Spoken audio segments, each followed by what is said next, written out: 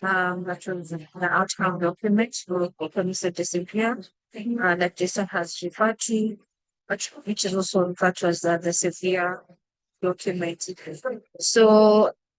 looking back, at risk of already given context on where the process has been the last couple of years since the monetary consensus, and the last one was in Addis Ababa with outcome document bingo, Addis Ababa action agenda. If you look at the language that was there under the debt chapters, the language was yes, it acknowledged the issues of sustainable debt in developing countries. However, it never necessarily addressed and go deeper to focus on the long-term sustainability aspects of addressing the long-term sustainability, managing debt in developing countries. Nor did it provide any fiscal or firm debt management mechanisms that will address the systemic challenges that we consistently spoke against that are leading to this continuous cycle of indebtedness for African countries, but the developing countries in the global south in general. So if you look at that coming from the Addis Ababa Action Agenda to the language that is there now in the Compromiso de Sevilla, we can see some sort of improvements in some of the action or acknowledgements of debt being a very critical issue that needs to be addressed urgently. And like Jason has really already articulated, that was our main agenda, to have debt really positioned as a problem, and within it is the reform of the global financial architecture as a real solution to addressing this cyclical challenges of debt for African countries. So I think, in my view, the FfD4 outcome document, the Compromiso de Sevilla, did have language to acknowledge the urgent need for solutions to address the debt crisis. And it also provided some guidance or proposals that will continue to have this sustained progress in the form of the global financial architecture. And Jason has already mentioned the big one was inclusion of the text of the intergovernmental process to establish a UN framework convention on debt. But besides that, I think this, if you look at paragraph 51 and 55 of the document, this calls for reforms of the credit rating agencies and their methodologies. I think this has come out very strongly, especially with African member states, and even in the plenary sessions in Sevilla, we had the president of Kenya strongly speaking against the nature of credit rating agencies and how they are, unfair and unjustified risk perceptions and subsequent unfair downgrades has really affected the cost of borrowing for African countries. And now the statistics is that African countries are paying almost 8 times more to borrow on international markets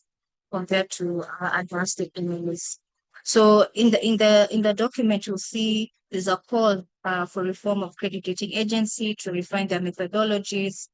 and also to respect the independence of domestic debt sustainability analysis, and even the debt sustainability analysis for domestic borrower countries, and also it is to have these credit rating agencies in their methodologies reflect a long-term debt sustainability benefits to borrower countries. And I think also there's a call to take action to address this problem of high debt premium that is given to or assigned to borrowing countries because of that risk perception that is unjustifiably assigned to African countries and developing countries in general. So I think that inclusion, that acknowledgement of reforming the credit rating agencies is a huge step towards this aspect of reforming the global financial architecture. And we've also glad to see that there's acknowledgement that the African Credit Rating Agency, its establishment and its full organization is welcome to what would be an alternative to the current big three rating methodologies of institutions and how they carry out the methodologies. I think the other aspect is the language and in the text. If you look at paragraph 8b, it's called for strengthening national debt management systems. This is something that we have advocated for and continue to work and partner with governments at the national level to enhance their oversight and parliamentary the oversight roles for members of parliament and its equivalent bodies. And I think this, for us, the big part of it has been through the African Borrowing Charter. And for us, we see this as an acknowledgement of the work that we've been doing, but also the need of yes to have better debt management systems with increased transparency and accountability, especially for both domestic and external debt. And so this is very significant to understand that national debt management systems also play a really big role in how debt is managed in contracted at the national level.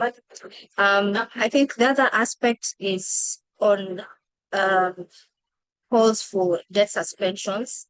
incorporating temporary suspensions of debt service requiring countries when they're undergoing negotiations. But the texts calls for this to happen within the G20 common framework, which we still have some difficulties in how it is providing relief for developing countries or countries that are currently undergoing negotiations under it, restructuring under it. The clause to ask to include temporary suspension for debt service can have a significant effect in providing that much needed fiscal gap for countries that are undergoing restructuring, not necessarily continue to indebt them because of some of the conditionalities that go into the negotiations in this framework. So the inclusion of temporary debt suspensions, we feel, or I feel, is a very important clause, even as we work towards a better debt restructuring progress within an intergovernmental system or a framework convention on debt that specifies a more inclusive debt restructuring system. I think just to conclude, we've seen under same paragraph 50, subsection B, is to call for legislation to help African countries or developing countries when they're having undergoing restructuring, legislation that can help them limit holdouts by creditors, right? And this has been a very big challenge, especially within the G20 Common Framework, and the efficiency or how fast they can be able to deliver relief countries that need it. We've seen these creditor holdouts, especially by private creditors, has been a challenge to progress debt restructuring. So having legislation that can provide that backup for borrowing countries to limit holdouts would be very is particularly welcome, but it would also facilitate better and effective debt restructuring. So I think, in my view, this would be some of the outcomes we think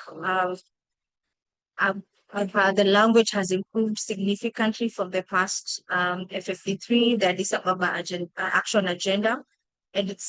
provides a basis for us to continue pushing for better reform of the debt architecture, the international financial architecture in general.